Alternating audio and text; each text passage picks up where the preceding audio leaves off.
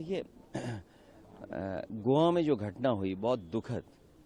हालांकि लोकसभा में कल वंदे मातरम था, तो हम लोग भी ये बात सोचते थे कि वंदे मातरम हमारे लिए ज़्यादा इमोशनल है कि गोवा में जो घटना हुई है वो ज़्यादा इमोशनल है हमारे लिए।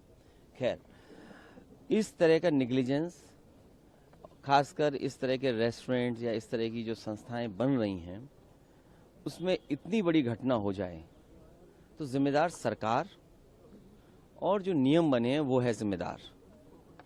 और उसके बाद अगर इस तरह से लोग भाग जाएं तो और गंभीर विषय बन जाता है।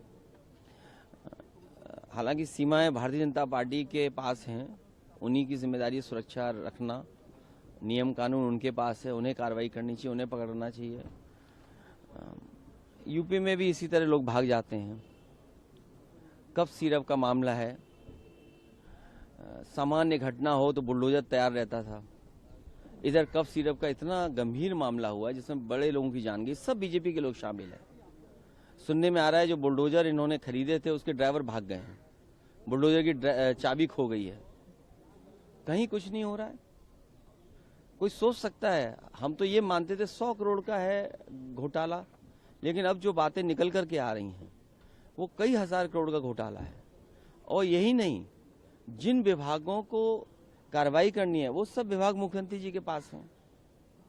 अगर उन्हें मौका मिल जाए मुख्यमंत्री जी को बात को दबाने के लिए तो कहीं इनकाउंटर कर देंगे और आपका सहयोग मिल जाएगा, इनकाउंटर न्यूज बड़ी हो जाएगी, कोविड और कफ सिरप की न्यूज छोटी हो जाएगी। गंभीर विषय है, आप भी इसमें मदद करें। ये भागने वाले लोग भारतीय जनता पार्टी भगाती है। इलेक्टोरल रिफॉर्म के ऊपर चर्चा होनी है आज। इलेक्शन रिफॉर्म पर जो डिबेट होनी है उसमें आप क्या पार्टिसिपेट कर रहे हैं और क्या हमारी पार्टी सबसे बड़ी पार्टी उभर करके आई 2024 में, और उसका परिणाम यह है कि हमें वो फेस करना पड़ रहा है एसआईआर के बारे में।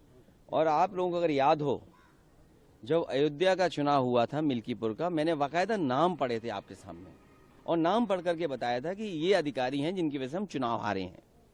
जहां चुनाव सुधार की जरूरत है, चुनाव आयोग को अपने आप में एसआईआर कराना चाहिए कि आखिरकार ये गलतियां कमियां कैसे छूट गईं। तो अभी असली एसआईआर अगर किसी का होने की जरूरत है तो वो चुनाव आयोग की खुद है। डिफॉर्म कैसे हो गया, डिफॉर्म किसके कारण हुआ? क्या अपॉइंटमेंट में गलतियां हुई हैं या जो लोग उसमें बैठे हैं वो निष्पक्ष नहीं हैं? उसी के कारण हमें डिफॉर्म का फिर रिफॉर्म लाना पड़ रहा है। आखिरकार ये कमियां कहां से आई? और यूपी में सुनने में आया है जो ऐप इन्होंने बनाया, ऐप का मुझे नहीं पता किसने बनाया है, ऐप तो बीजेपी बता सकती है कि ऐप किसने बनाया होगा।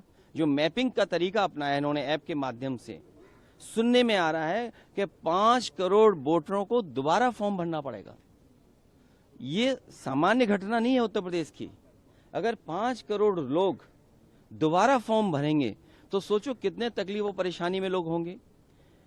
अभी रामपुर की घटना आई है, हमारे यहाँ तो ये भी है ना कि अगर आपको थाना चाहिए तो इनकाउंटर कर दो, अगर आपको बड़ा थाना चाहिए तो हाफ इनकाउंटर कर दो, और अगर पैसे वाला थाना चाहिए तो लगड़ा इनकाउंटर कर दो।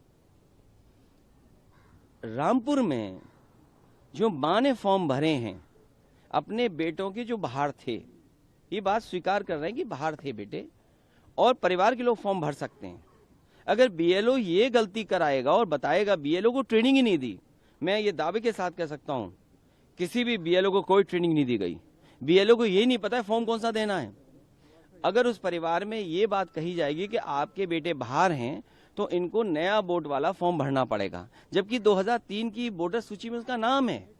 डीएम साहब को क्योंकि नंबर बढ़ाना है, रामपुर से हट करके नोएडा डीएम बनना है, इसलिए उन्होंने जानबूझ करके मुख्यमंत्री जी के आने से पहले एफआईआर दर्ज कराई है। मां नूरजहां के ऊपर इसलिए एफआईआर दर्ज की है कि उन्होंने गलत फॉर्म भरा है। 2003 में अगर फॉर्म है तो परिवार का कोई सदस्य फॉर्म भर सकता है।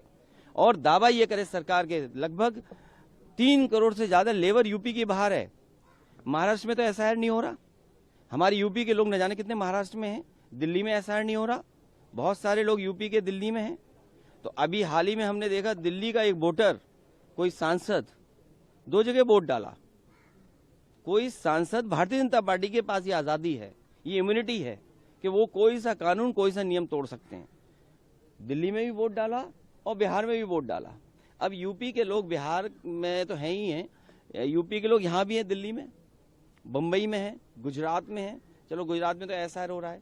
मुंबई में जो बड़े पैमाने पर हमारे लोग रह रहे हैं, उनका वोट कैसे बनेगा? तो ये जानबूझ करके जो रामपुर की घटना है बनाई गई है और प्रचार करने के लिए कि मुसलमान हैं, इनको थोड़ा डरा दो, धमका दो। ये एसआईआर नहीं है, ये एसआईआर के बहाने एनसीआर हो रहा है, एनआरसी हो रहा है। और एनआरसी इसलिए कर रहे हैं कि मुख्यमंत्री जी कह रहे हैं हम डिटेंशन कैंप बना रहे हैं, इसमें घुसपैठियां हैं, हम उनको बंद करेंगे। तो ये सोची समझी रणनीति के तहत नाम निकालना, एफआईआर दर्ज कराना, डिटेंशन सेंटर की बात करना, घुसपैठियों की बात करना, केवल डराने का काम हो रहा है।